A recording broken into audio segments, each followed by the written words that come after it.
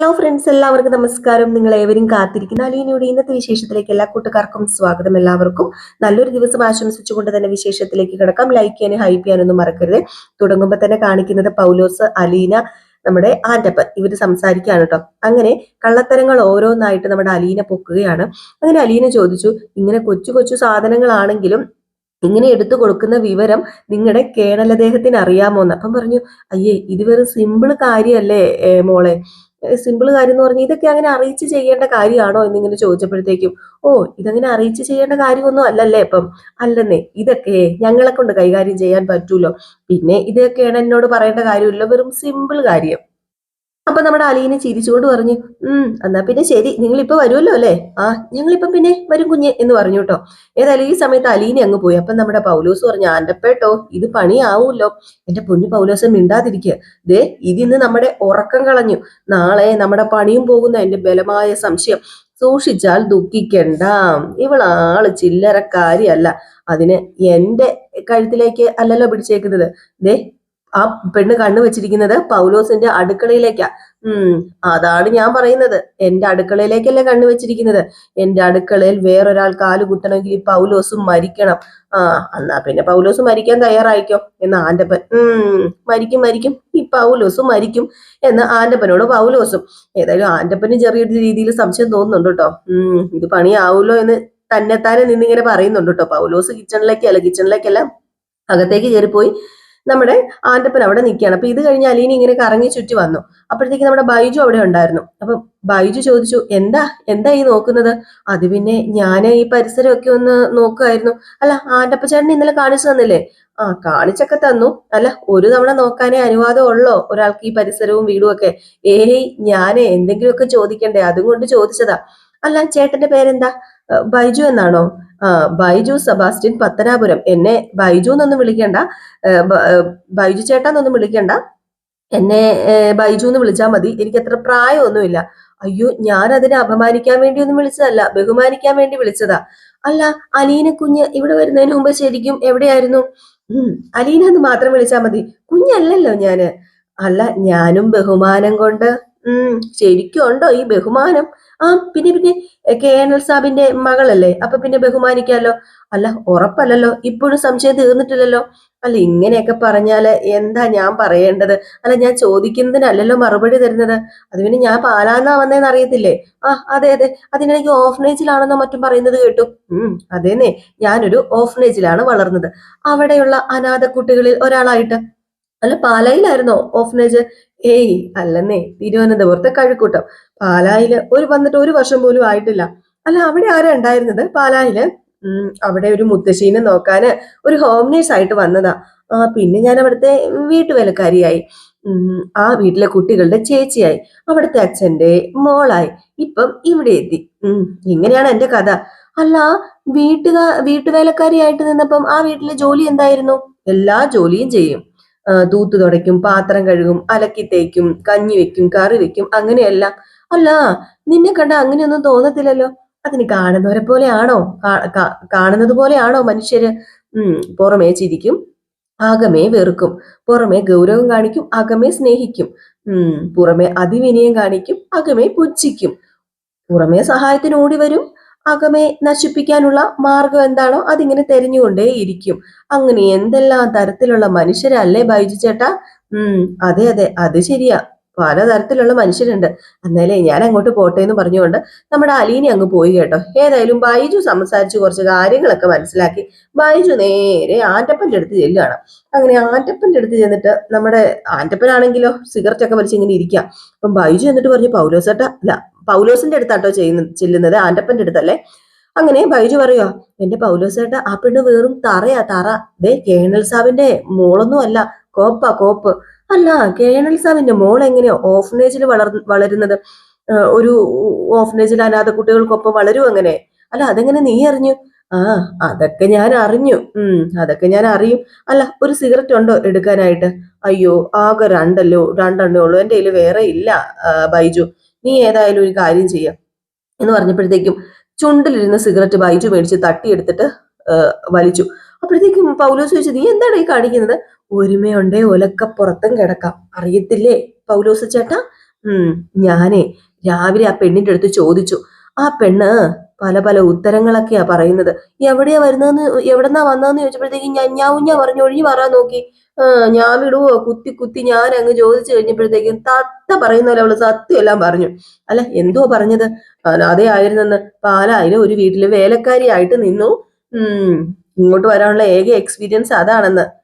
ഏയ്, അപ്പം കേണൽ സാറിന്റെ മോളാണെന്ന് പറഞ്ഞത് എങ്ങനെയാ? നമ്മളെ നാട്ടുകാരുടെയും കണ്ണില് പൊടിയിടാൻ വേണ്ടി അവളും എല്ലാവരും കൂടെ ചേർന്നുണ്ടാക്കിയ ശുദ്ധ കള്ളത്തരം. അവളെ ഇവിടെ കൊണ്ടുവന്ന പാലാക്കാരനില്ലേ, അയാളാണ് കുറെ കാലം അവളെ വെച്ചോണ്ടിരുന്നത്. നമ്മുടെ കേണൽ സാബുമായിട്ട് വേറെ എന്തോ ഒരു ടൈപ്പ് ഉണ്ടായപ്പോഴത്തേക്കും അവളെ കേണൽ സാബിന് കൈമാറി. അല്ല, അയാളുടെ അവിടെ വേലക്കാരിയാണെന്ന് നിന്നോട് പറഞ്ഞോ, സമ്മതിച്ചോ? ആ, എന്റെ അടുത്ത് പറഞ്ഞെന്നേ. അടിച്ചു വാരും, പാത്രം കഴുകും, തുണി കഴുകും, കഞ്ഞിയും കറിയും വെക്കും, പ്രായം ചെന്ന അമ്മച്ചിയെ വരെ നോക്കും. അതായിരുന്നു അവിടെ അവളുടെ ജോലി. വേലക്കാരി എന്നല്ലേ ഇതിന് നമ്മുടെ നാട്ടിൽ പറയുന്നത്. അല്ല, പിന്നെ എന്തിനാണ് ബൈജു കേണൽ സാബ് സ്വന്തം മകളാണെന്ന് പറഞ്ഞത്? Safety safety. അച്ഛനും മകളാണെന്ന് പറഞ്ഞ ആർക്കെങ്കിലും എന്തെങ്കിലും പറയാൻ പറ്റുമോ? വേറെ ഏത് ബന്ധം പറഞ്ഞാലും തെളിവുണ്ടാകണം. ഇതിപ്പൊ തെളിയിക്കണമെങ്കിൽ DNA വരെ പോകണ്ടേ? അതൊക്കെ ഒരുപാട് സമയം എടുക്കുകയല്ലേ. എന്നാലും കേണൽ സാബ് ഇങ്ങനെയൊക്കെ ചെയ്യുവോ?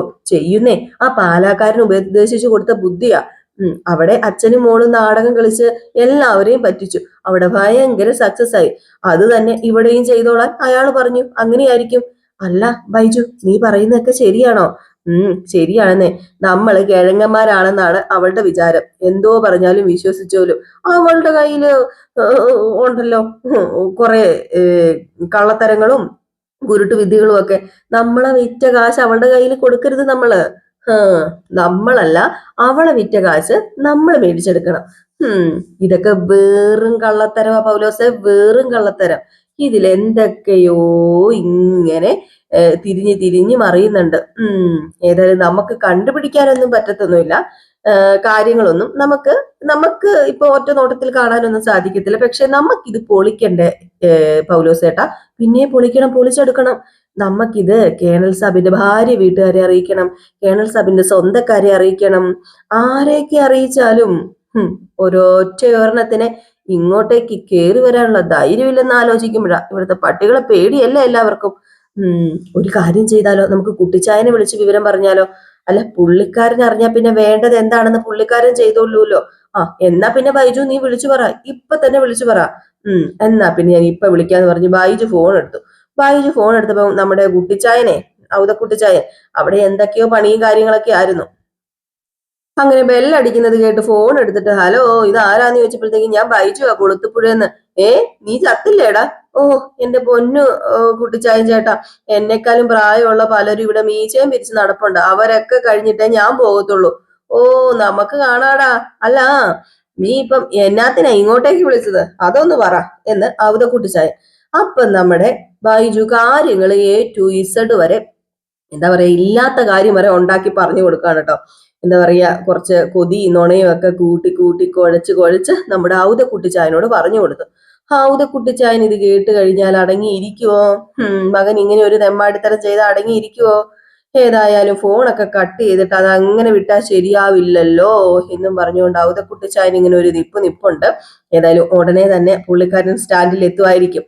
ഏതായാലും ഈ സീൻ കഴിഞ്ഞ് പിന്നെ കാണിക്കുന്ന സീൻ എന്ന് പറഞ്ഞാല്, കൃഷ്ണമോൾ ഇങ്ങനെ എന്തൊക്കെയോ വായിച്ചും പെറുക്കിക്കൊണ്ടിരിക്കുമ്പോഴത്തേക്കും അങ്ങോട്ടേക്ക് നമ്മുടെ ബബിത വരികയാണ്. അപ്പം ബബിതയോട് ചോദിച്ചു, അല്ല അമ്മ ഭക്ഷണം വല്ലതും കഴിച്ചായിരുന്നു എന്ന് ചോദിച്ചപ്പോ എവിടെ നിന്ന്, അവിടെ എങ്ങാണ്ടിരിപ്പുണ്ട്, എന്തോ കണക്കും കാര്യങ്ങളൊക്കെ നോക്കിക്കൊണ്ടിരിക്കുകയെന്ന് പറഞ്ഞപ്പോഴത്തേക്കും, അതെ ഞാനൊരു കാര്യം പറയാം ബബിതേച്ചി.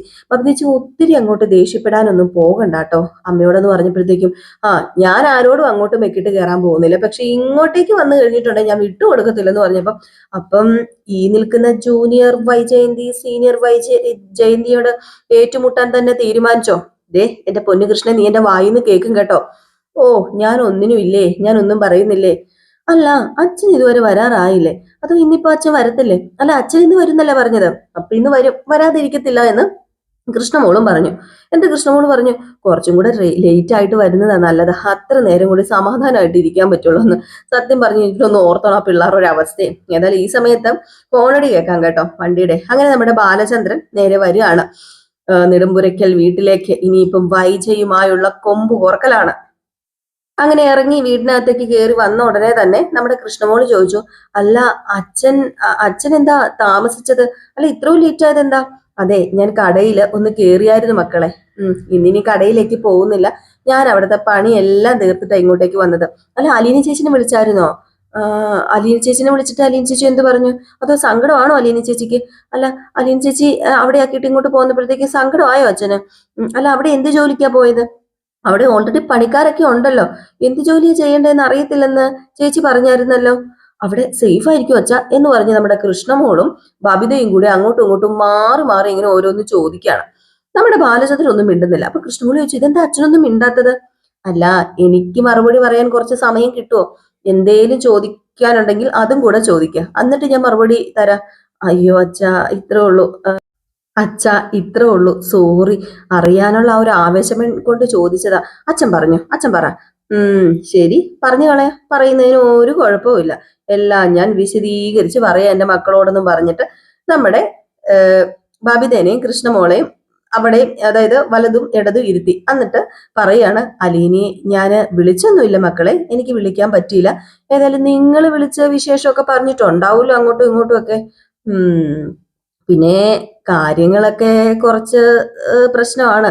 അവക്ക് സങ്കടമായോന്ന് ചോദിച്ചു കഴിഞ്ഞിട്ടുണ്ടെങ്കിൽ ഞാൻ എന്നതാടി മക്കളെ പറയേണ്ടത്? ഇവിടുന്ന് തന്നെ പോകാൻ മനസ്സില്ലാത്ത അവളെ ഒരു പരിചയമില്ലാത്ത സ്ഥലത്ത് ആക്കിയിട്ട് പോകുന്നതല്ലേ. അപ്പൊ അവക്കും സങ്കടമുണ്ട്, എനിക്കും സങ്കടമുണ്ട്. പക്ഷേ അവക്ക് അവിടെ നിന്നല്ലേ പറ്റൂ. ഒരുപാട് വിഷമം ഉണ്ടായിരുന്നു, ഞാൻ പറഞ്ഞല്ലോ, ആ വിഷമം എനിക്കും ഉണ്ടായിരുന്നു. പിന്നെ അവിടെ നിർത്തിയിട്ട് വരാതിരിക്കാൻ പറ്റത്തില്ലല്ലോ, അതും കൊണ്ടാ വന്നത്. പിന്നെ അലീന പോയ സ്ഥലം സേഫ് ആണോ എന്ന് ചോദിച്ചു കഴിഞ്ഞിട്ടുണ്ടെങ്കിൽ അവള് അവിടെ സേഫ് ആണോ ഇല്ലയോ എന്ന് എനിക്ക് അറിയില്ല മക്കളെ, പക്ഷെ നമ്മുടെ ഇവിടെ സേഫ് ആയിരുന്നു. ഇനിയിപ്പൊ ചെന്നതല്ലേ ഉള്ളൂ, എന്നാലേ ബാക്കി കാര്യങ്ങളൊക്കെ ഇനിയിപ്പൊ തുടർന്നേ അറിയത്തുള്ളൂ. ചിലപ്പം പരിചയപ്പെട്ട് വരുമ്പോഴത്തേക്കും നമ്മളെയൊക്കെ മറന്നെന്നും വരാം. പിന്നെ ചുമ്മാതെ അങ്ങ് പറഞ്ഞോളൂ, അലീന ചേച്ചി അങ്ങനെ മറക്കത്തൊന്നുമില്ല നമ്മളെ ഒന്നും. പിന്നെ ആര് പറഞ്ഞെന്ന് ബബിത. അപ്പോഴത്തേക്ക് നമ്മുടെ ബാലേന്ദ്രൻ പറഞ്ഞ, എന്നാ മറക്കത്തില്ലായിരിക്കും. അങ്ങനെ ആയിക്കോട്ടെ. ഇല്ല മറക്കത്തില്ല. ഓക്കെ ആയിക്കോട്ടെ, മറക്കത്തില്ലെങ്കിൽ മറക്കത്തില്ല. അല്ല നിങ്ങളുടെ അമ്മ വന്നെന്ന് കേട്ടല്ലോ, എന്തിയേ? രാക്ഷസിനെ കണ്ടില്ലല്ലോ, എന്തെങ്കിലും മാറ്റം ഉണ്ടോ? ഓ, മാറ്റം ഉണ്ടോന്ന് ചോദിച്ചാല് അമ്മയായിട്ട് തന്നെ ഇരിക്കുന്നു. അപ്പം മാറ്റമില്ലെന്നർത്ഥം. ആ, കൈതെക്കൽ മാളിക വീട്ടിൽ കുഞ്ഞിരാമ മേനോന്റെ മകൾ വൈജയന്തി തന്നെയാണ് ഈ വീട്ടിലേക്ക് തിരിച്ചു വന്നിരിക്കുന്നത്. അല്ല അച്ഛൻ വല്ലതും കഴിച്ചോ അച്ഛാ? ഞാൻ കഴിച്ചിട്ടാ ഇങ്ങോട്ടേക്ക് പോകുന്നത്. പിന്നെ ഇവിടെ വന്നാൽ സമയം കിട്ടത്തില്ലെന്ന് എനിക്ക് തോന്നി, സമാധാനമായിട്ട് കഴിക്കാനും പറ്റത്തില്ലല്ലോ. ഓ പിന്നെ ഇപ്പം അമ്മ അച്ഛന്റെ വാ പൊത്തി പിടിക്കുവോ? വാ മാത്രമല്ല മൂക്കും കൂടെ പൊത്തി പിടിക്കും. അതാണ് വൈജയന്തി മേഡത്തിന്റെ പ്രത്യേകത. എന്നാ പിന്നെ ഞാൻ അച്ഛനൊരു ചായ എടുക്കാം എന്ന് പറഞ്ഞുകൊണ്ട് കൃഷ്ണമോള് നേരെ കിച്ചണിലേക്ക് പോയി. അപ്പൊ ബാലചന്ദ്രൻ പറഞ്ഞു, എന്നാ പിന്നെ ഞാനൊന്ന് ഫ്രഷ് ആയിട്ട് വരാം. അതെ, അമ്മ അകത്തിരിപ്പുണ്ട് കേട്ടോ. അതിനിപ്പോ എന്താ, നിന്റെ അമ്മ അകത്തിരിക്കട്ടെ, എപ്പോഴാണെങ്കിലും കാണണമല്ലോ. എന്തൊക്കെ കാര്യങ്ങൾ ചോദിക്കാനും പറയാനും ഒക്കെ കാണും നിങ്ങളുടെ അമ്മയ്ക്ക്, കുറേ കാര്യങ്ങൾ കാണും. അതിനി വെച്ച് താമസിപ്പിക്കണ്ട, ഓരോന്നായി ചോദിക്കട്ടെ. എന്നാ പിന്നെ ഞാൻ അകത്തേക്ക് അങ്ങ് കയറുകയാണ് എന്ന് പറഞ്ഞുകൊണ്ട് നമ്മുടെ ബാലചന്ദ്രന്റെ അകത്തേക്ക് കയറി ചെല്ലുകയാണ്. പറഞ്ഞതുപോലെ വൈജയന്തി അവിടെ ഉണ്ട് കേട്ടോ. അങ്ങനെ ബാലചന്ദ്രനെ കണ്ടതും വൈജയന്തി ചോദിച്ചാല്, ബാലേന്ദ്രൻ ഇന്നലെ എവിടെയായിരുന്നു? ഇന്നലെ അവളെയും കൊണ്ട് ഇവിടുന്ന് പോയതാണല്ലോ. കൊളുത്തുപുഴ എന്ന സ്ഥലം അന്റാർട്ടിക്കയിലൊന്നും അല്ലെന്ന് എനിക്കറിയാം.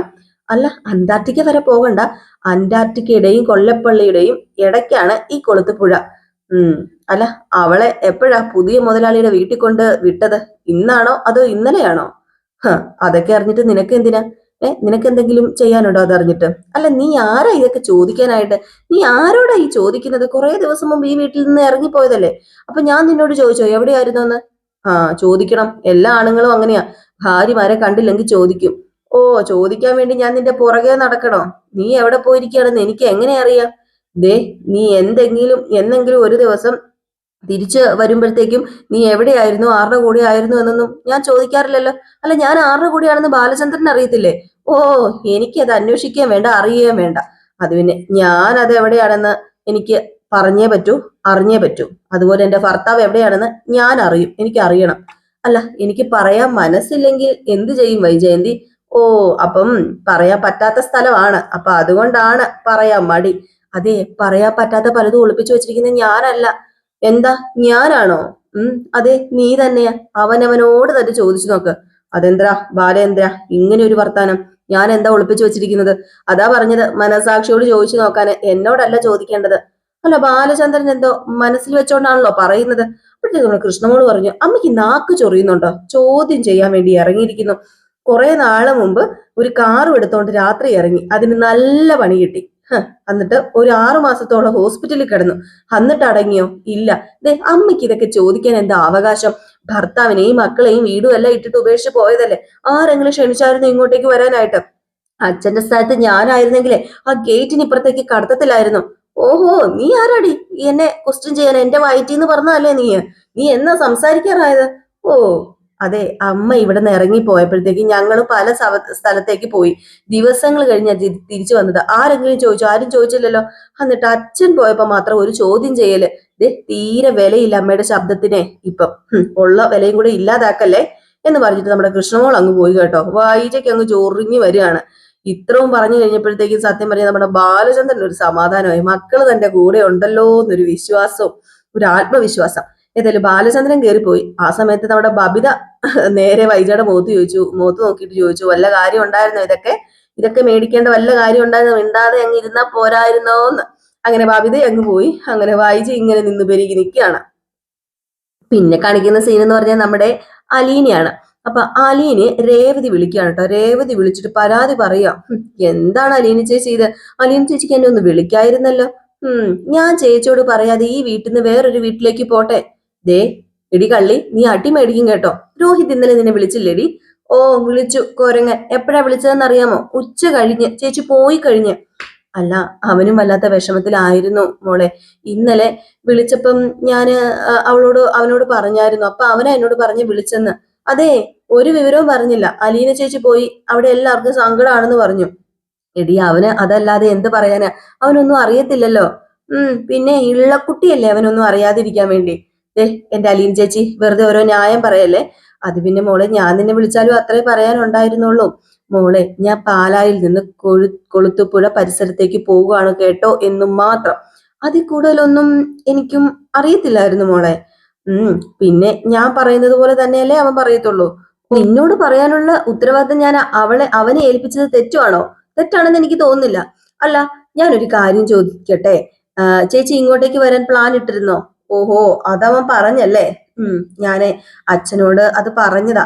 അപ്പം അച്ഛനാ പറഞ്ഞത് അത് കുറച്ച് വളഞ്ഞ വഴിയാണെന്ന്. ഓ, കുറച്ച് വളച്ചാൽ എന്താ? സ്റ്റിയറിംഗെ പിടിച്ചല്ലേ വളയ്ക്കേണ്ടത്, അല്ല നമ്മളല്ലല്ലോ വളയേണ്ടത്. എന്നാ പിന്നെ പറ, ഈ കൊളുത്തുപുഴ എന്ന് പറയുന്ന സ്ഥലം പുഴയാണോ, മലയാണോ, മാങ്ങയാണോ, തേങ്ങയാണോ, മത്തങ്ങയാണോ എന്നൊന്നും എനിക്കറിയത്തില്ല. പറ, കേക്കട്ടെ. അതെ, കൊളത്തൂപ്പുഴയല്ല, കൊളുത്തൂപ്പുഴ. സമ്മതിച്ചു. അവിടെ ചെന്നല്ലോ അല്ലേ? അതല്ലേ പറയാൻ പോകുന്നത്. അല്ല, ചേച്ചി ഇപ്പൊ ആ വീട്ടിലാണോ ഉള്ളത്? അതേടി, ഞാനിപ്പൊ അവിടെ നടി നിന്നെ വിളിക്കുന്നത്. അത് പിന്നെ നല്ല വീടാണോ ചേച്ചി? ഇവിടെ ഒരു വലിയൊരു പറമ്പ്, അതിനകത്തൊരു ഒറ്റ വീട്, വലിയ വീട്. അല്ല, ഇനി അവിടുത്തെ പണി മുഴുവൻ ചേച്ചി ചെയ്യണോ? ഓ, എന്റെ പൊന്നു മോളെ, നീ എന്നെ ഒന്ന് പറയാൻ സമ്മതിക്കുക. എന്നാ പിന്നെ ചേച്ചി പറഞ്ഞു എല്ലാം പറയണേ. അവിടെ ആരൊക്കെയുണ്ട്, എന്തൊക്കെയുണ്ട്, എല്ലാം. ഒന്നും വിട്ട് കളയല്ലേ. ഞാൻ പറയാന്നേ, ഞാൻ ഇങ്ങോട്ട് വരുന്ന വഴിക്ക് അച്ഛൻ പറഞ്ഞത് നമ്മൾ പോകുന്നത് റിട്ടയർഡ് കേണൽ സ്റ്റാൻലി ജോസഫിന്റെ വീട്ടിലേക്കാണെന്ന്. നല്ല പേരാണല്ലോ. മിലിറ്ററി ആണോ? ഓഹോ, മാമച്ചനെങ്കിലും മിലിറ്ററി ആയിരുന്നല്ലോ. ഈ സ്റ്റാൻലി ജോസഫ് ആരാണെന്ന് അറിഞ്ഞാലേ നീ ഞെട്ടും. ഓ പിന്നെ ഞാൻ ഞെട്ടും. ഒന്ന് പോ ചേച്ചി. എക്സ് മിലിറ്ററി അല്ലേ. ബോംബും പീരങ്കി ഒന്നും കയ്യിലില്ലല്ലോ ഞെട്ടിക്കാനായിട്ട്. അതൊന്നും ഇല്ലെങ്കിൽ നീ ഇപ്പൊ ഞെട്ടും. ഈ സ്റ്റാൻലി ജോസഫ് ആരാണെന്ന് നിനക്കറിയോ? ഈ സ്റ്റാൻലി ജോസഫ് ആണ് ഈ വൈജയന്തിനെ ആഗ്രയിൽ വെച്ച് സ്നേഹിച്ച ആള്. അയ്യോ, ആണോ? അലിൻ ചേച്ചി, എന്താ അലിൻ ചേച്ചി പറയുന്നത്? അപ്പൊ എന്ന് വെച്ചിട്ടുണ്ടെങ്കിൽ അങ്ങനെ നോക്കുമ്പം ചേച്ചിയുടെ അതെ, എന്റെ സ്വന്തം പപ്പ. എന്റെ ഈശ്വര, എനിക്ക് വയ്യ. ഞാൻ എന്താ കേൾക്കുന്നത്? ഇതൊക്കെ സത്യമാണോ ചേച്ചി? എന്നെ കളിപ്പിക്കാൻ വേണ്ടിയാണ് ഈ പറയുന്നത്. അല്ലടി മോളെ, എന്റെ പൊന്നുടി, നീ ഒന്ന് വിശ്വസിക്ക്. സ്റ്റാൻലി ജോസഫിന്റെയും വൈജയന്തിയുടെയും മകളാണ് ഞാന്. അയ്യോ, എനിക്കിത് കേട്ടിട്ട് സത്യം പറഞ്ഞാൽ വിശ്വസിക്കാൻ പറ്റുന്നില്ല. ഇത് എങ്ങനെ കണ്ടുപിടിച്ച് ചേച്ചി? ആര് പറഞ്ഞിട്ടാ അറിഞ്ഞത്? ഇതെല്ലാം പാവം എന്റെ അച്ഛൻ തിരക്കി നടന്ന് കണ്ടുപിടിച്ചതാ. എന്നിട്ട് എന്നെ കൂട്ടിക്കൊണ്ട് വന്ന് എന്റെ പപ്പയുടെ കയ്യിൽ ഏൽപ്പിച്ചിട്ട് പോയി. എന്റെ ദൈവമേ, ഇത് സത്യമായിരിക്കണേ. ഓ, എന്നിട്ട് ബാക്കിയും കൂടെ പറ ചേച്ചി. ആ പപ്പ സ്വന്തം മോളെ ആദ്യമായിട്ടല്ലേ കണ്ടത്? ചേച്ചിയും ആദ്യമായിട്ടല്ലേ സ്വന്തം പപ്പേനെ കാണുന്നത്? നിങ്ങൾ തമ്മിൽ കണ്ടപ്പോ എങ്ങനെയായിരുന്നു? മോളെന്ന് വിളിച്ച് അടുത്തേക്ക് വന്ന് കെട്ടിപ്പിടിച്ച് ഉമ്മ തന്നോ? സന്തോഷം കൊണ്ട് ചേച്ചി കരഞ്ഞു പോയോ? ചേച്ചിയുടെ പപ്പ കരഞ്ഞോ? എല്ലാം പറ, എല്ലാം പറ, പെട്ടെന്ന് പറ, എനിക്ക് ശ്വാസം മുട്ടുന്നു എന്ന്. ഏതായാലും പറയുന്നതിന് മുമ്പ് തന്നെ ഇന്നത്തെ എപ്പിസോഡ് തീരാണ് ചെയ്യുന്നത്. അപ്പൊ എല്ലാവരും കാത്തിരിക്കുക അടുത്ത എപ്പിസോഡുമായിട്ട് വരാം. ലൈക്ക് ചെയ്യാൻ ഹൈപ്പ് ചെയ്യാനൊന്നും മറക്കരുത്. അപ്പൊ ടാറ്റാ, ബൈ ബൈ.